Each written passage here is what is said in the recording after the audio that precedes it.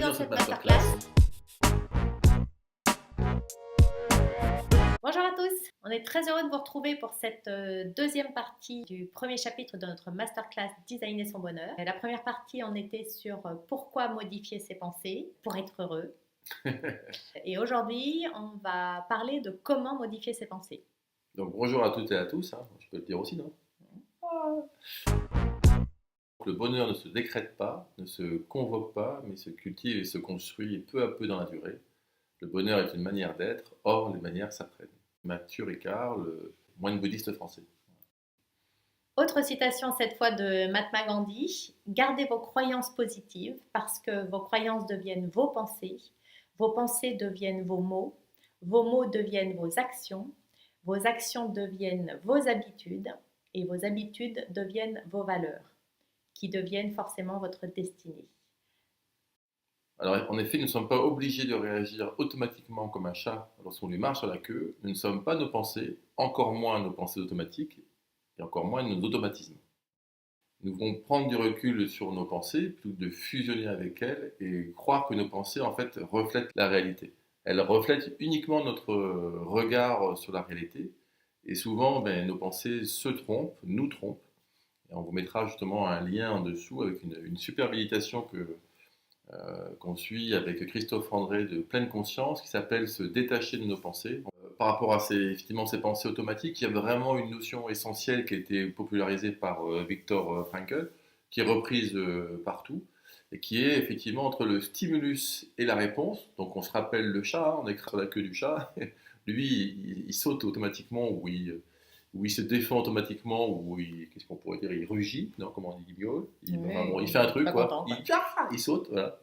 Et bien nous, on a toujours la liberté de choisir la nature de notre réponse. Ça, c'est vraiment d'une réelle puissance. Alors du coup, lui, Viktor Frankl, il a popularisé cette notion justement après être passé malheureusement dans des camps à Auschwitz.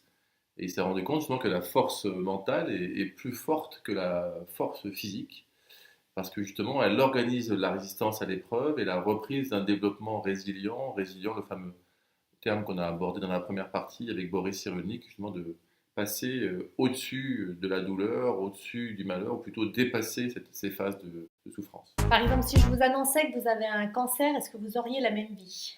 Si la réponse est bien sûr que non, pourquoi attendre un déclic comme la maladie, une séparation, un accident, un choc émotionnel pour vivre la vie que vous ressentez vraiment au fond de vous? Alors c'est vrai que sans un choc émotionnel, comme on a pu vivre avec Estelle, on a parlé dans l'introduction, eh bien ça peut être difficile de changer, car notre neurochimie nous guide. C'est la phrase tout à l'heure de Gandhi, effectivement. On a vraiment ces automatismes-là, et vous l'avez vu autour de vous, vous l'avez peut-être vécu vous-même, quand vous avez un choc émotionnel, qui peut être une séparation, une perte d'emploi, un divorce, bref, c'est là où on se pose les vraies questions. En revanche, quand la vie quotidienne prend le dessus et qu'on n'a pas ces chocs émotionnels, eh bien souvent on peut faire partie de ces fameux 88% des gens, a priori maintenant c'est même un peu plus, qui ne vont pas au bout de leur bonne résolution en début d'année. Alors vous, est-ce que vous en faites partie ? C'est en travaillant sur nos pensées conscientes et inconscientes qu'on y arrive. Rappelez-vous ce que nous avons dit en introduction de cette masterclass. On a vraiment insisté sur le fait que le conscient décide et l'inconscient met en œuvre, l'inconscient organise ce qu'on a décidé. On doit prendre et tendre plutôt vers de nouvelles habitudes de pensée qui font que notre partie consciente, si faible soit-elle, c'est-à-dire les fameux 5%, eh bien, décide de mettre en œuvre de nouvelles habitudes qui montre à notre partie inconsciente que nous tenons le gouvernail, le cap. Donc c'est vraiment cette image de marin sur son bateau, effectivement, qui montre le cap, et le bateau y va, et l'inconscient, en gros, serait le bateau qui organise justement ce voyage. Et pour rebondir là-dessus, c'est bien de mettre en place de nouvelles habitudes, mais c'est mieux de mettre en place de nouvelles habitudes de pensée. Exactement. Et pour cela, évidemment, alors ça paraît justement facile de dire oui, c'est des pensées qu'il faut travailler, mais il faut quand même en effet préparer un peu le terrain. Et donc pour ça, justement, il y a des bouquins qui ont été vraiment des best-sellers, notamment un livre qui s'appelle Comment se faire des amis. Le titre est pas génial, mais c'est Dale Carnegie. Aujourd'hui, c'est encore une des plus grosses ventes sur Amazon. C'est un livre qui a été édité en 1936 et qui est un best-seller mondial vendu à 40 millions d'exemplaires. Et il y a vraiment dedans des astuces, des techniques, Mhm. un mode de pensée. Et donc, pour préparer un peu le terrain, il y a ce livre-là, on va en parler après, des accords Toltec. Et lui, on a retiré quelques phrases essentielles. Il est vraiment très complet, mais des phrases essentielles. Donc, il y a ne pas critiquer, condamner ou se plaindre. Rien que ça, déjà, quand on arrive à mettre ça en place, c'est quand même très efficace. Pour tirer le meilleur parti d'une querelle, évitez-la. Ça aussi, Ça, c'est pas facile à mettre en place, voilà. mais ça fonctionne. Une autre phrase et qui va être confirmée juste après par une citation de Saint-Exupéry, c'est laisser l'autre personne sauver son honneur. Alors il y a la phrase à la mode aujourd'hui avec gagnant-gagnant, si ça peut résumer effectivement, mais ça va plus loin que ça, parce que justement Antoine de Saint-Exupéry, et Estelle va vous le dire. Je n'ai aucunement le droit de dire ou de faire quelque chose qui diminuerait l'estime de soi d'un homme. Ce qui est important n'est pas ce que je pense de lui, mais ce qu'il pense de lui. Blesser la dignité d'un homme est un crime. Sur la puissance des mots, comme quoi ça peut faire mal, et donc effectivement, les accords Toltec, si vous n'avez pas lu ce livre, j'espère que vous l'avez lu parce que c'est un petit livre qui est très très puissant justement avec ces 4 accords ou ces 4 dogmes ou 4 principes, on va dire. Et le premier, c'est que votre parole soit impeccable. Donc, on en revient à la puissance des mots qui peuvent faire tant de bien ou de mal aux autres, mais surtout à vous, avec le dialogue intérieur. Donc, que votre parole soit impeccable, eh ben, ça se retrouve dans tous les contextes de la vie, hein. Ça peut être à l'école, un prof, des élèves, ça peut être au travail, la relation que vous avez avec votre patron, un collègue, un client, bien sûr en famille, en couple. La parole impeccable devrait être aussi automatique sur les réseaux sociaux. On voit que c'est clairement pas le cas, parce que c'est souvent un défouloir pour tout le monde. Ce que Estelle a dit juste avant, c'est par rapport à votre entourage, par exemple. Mais surtout, c'est le dialogue intérieur, finalement. Parce qu'encore une fois, le travail, il est vraiment sur les pensées. Et donc, si, effectivement, le matin, en vous lavant les dents ou sous la douche, vous vous dites, je suis pas fait pour ça, je suis pas fait pour tel métier, pour tel sport, pour telle activité, je suis gros, je suis moche. Bon, c'est sûr que pour démarrer la journée, c'est pas ouf, mais c'est vrai surtout que ça a un impact sur votre corps qui, lui, va obéir à ce que vous dites. Et donc, il va tout faire pour vous montrer, puisque vous dites consciemment quelque chose, inconsciemment, vous organisez la preuve quelque part de ce que vous dites consciemment. Et donc, vous aurez des preuves de je suis pas fait pour ci, je suis pas fait pour ça, je suis gros, je suis moche. Voilà. Donc, il faut travailler là-dessus. Et surtout, connaissez-vous réellement l'origine et les raisons de cet auto-jugement? Alors malheureusement, si c'est devenu une vérité pour vous, c'est devenu votre réalité et donc on est clairement là dans une croyance limitante. En fait, c'est un automatisme de pensée euh, qui fait que justement, c'est une sorte d'ancrage. Alors, c'est des termes qui sont employés aussi souvent dans l'hypnose ou autre. Mais vous êtes convaincu que ce métier, ce que vous voulez faire, un sport, telle personne, bref, n'est pas fait pour vous parce que vous avez peut-être vécu une fois une mauvaise expérience. Mais vous l'avez ancré en vous. Et surtout, le pire, c'est que s'il y a eu un sentiment qui est lié à cette expérience, qui a été une frustration, de la honte, de l'humiliation, bref, quelque chose de puissant qui peut faire mal, vous êtes dit, bon, ça, j'ai eu honte, et inconsciemment, hop, vous ne pouvez plus le faire. Mais il y a quand même, et là, c'est ce que justement on souhaite vous montrer pendant cette masterclass, toujours pour arriver à être heureux, on peut déconstruire ces pensées automatiques pour en mettre de nouvelles. Et nos blessures qui viennent la plupart du temps de notre enfance forgent nos croyances qui nous limitent et qui influencent nos pensées. C'est ça. À titre d'exemple, vous avez-vous sûrement de dire, tiens, je suis fait pour tel sport, je suis fait pour tel métier. Vous avez pu avoir une éducation qui vous a dit, tu dois faire tel ou tel type d'études. Tu dois devenir ingénieur, mon fils, tu dois devenir médecin, avocat, bref, ou tu seras un plombier, donc tu dois faire tel et tel type d'études.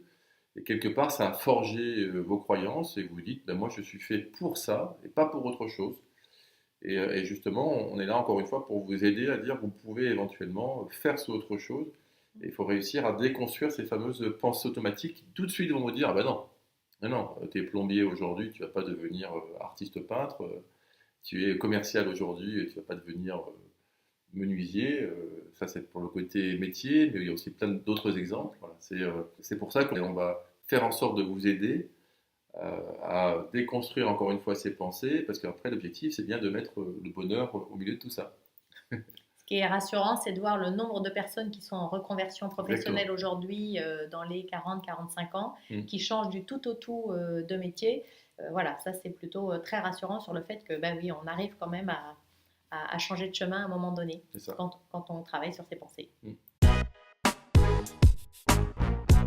Alors, deuxième accord Toltec, n'en faites jamais une affaire personnelle. Oula, ça, alors ça.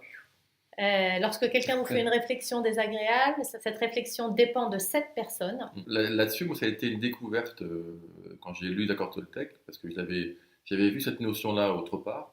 Mais en revanche, de vous dire qu'effectivement, de quelqu'un qui vous fait une réflexion et que cette réflexion lui appartient, ça peut vraiment faire du bien, justement, à ne pas tout prendre sans filtre, parce que bah, ça fait mal, forcément. Et donc là, vous dites, hop, hop, hop, hop, hop, ça dépend de lui, ça dépend de son vécu, ça dépend de cette personne. Et donc, ça vous met ce fameux filtre-là, et déjà un peu la notion de Frankl, de dire qu'il y a un espace de liberté entre un stimulus, donc quelqu'un qui vous fait une réflexion, par exemple, ou qui vous fait une queue de poisson, et la réaction que vous allez avoir. Voilà. Alors effectivement, c'est leur point de vue, c'est leur propre réalité et c'est pas la vôtre. Donc ne le prenez pas directement. Pour confirmer cette notion-là, euh, on a effectivement l'exemple de Bouddha. Alors, vous allez me dire, bah oui, mais c'est Bouddha. Bah oui, mais on part du meilleur après pour en tout cas du plus expérimenté ou voilà, pour l'amener au plus sage, on va dire, pour l'amener à nous. Et effectivement, lui, il prend un exemple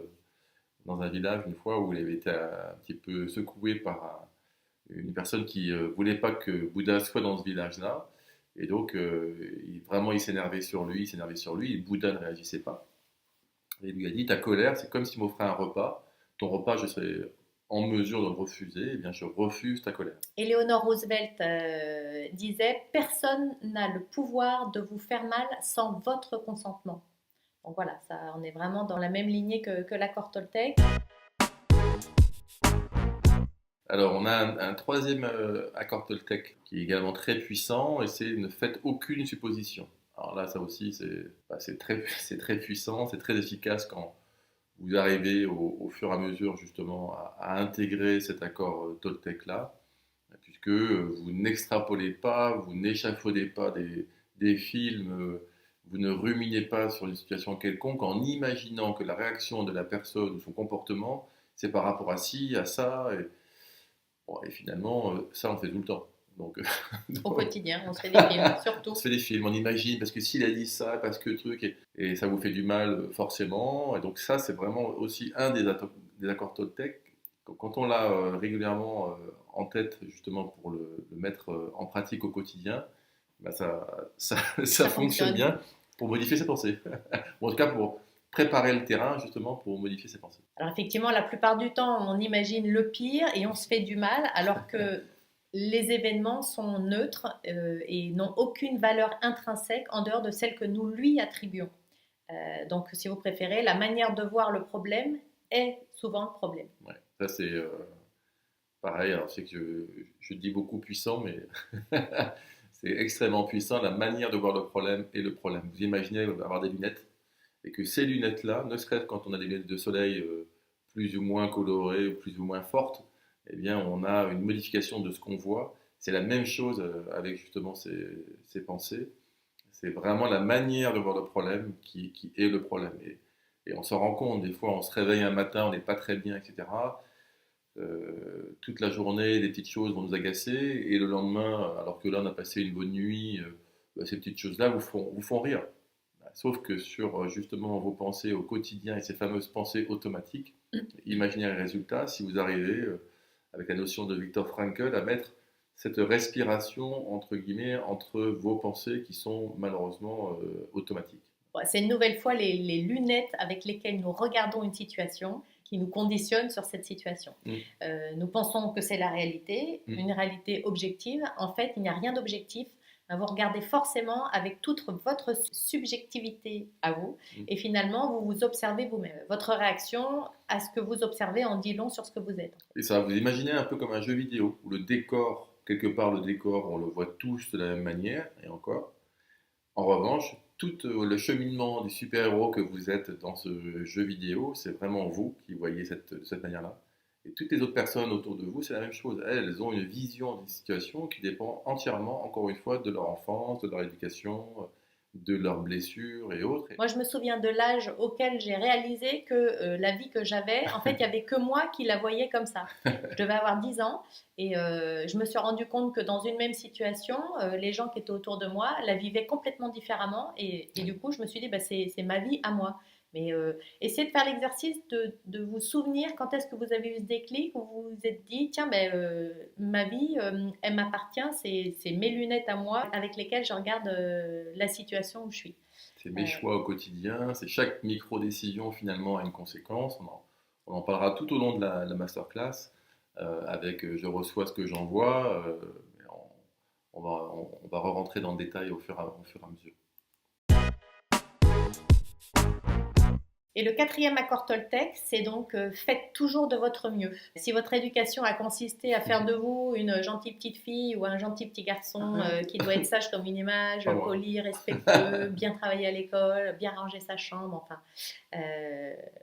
l'enfant parfait, et ben, comme la plupart d'entre nous, c'est voilà, c'est l'histoire ancienne. Et donc l'idée, effectivement, comme le dit de nouveau Eleanor Roosevelt, vous ne pouvez pas plaire à tout le monde, mais surtout, surtout, surtout, vous devez vous plaire à vous d'abord. Alors ça paraît une phrase facile, c'est des phrases qu'on voit défiler sur les réseaux sociaux, mais on est convaincu avec Estelle que tout commence par vous, tout commence par nous. Donc ces fameuses pensées, il faut réussir à travailler dessus, comme on l'a dit là, grâce au accord Toltec. Et donc vous plaire d'abord à vous-même, les autres ensuite, de toute façon, quand ils verront que vous êtes bien avec vous-même, ils seront contents pour vous. On espère que vous deviendrez, comme nous, des designers de bonheur. C'est un véritable processus de transformation. Donc c'est parti, on se retrouve à la prochaine leçon. Merci.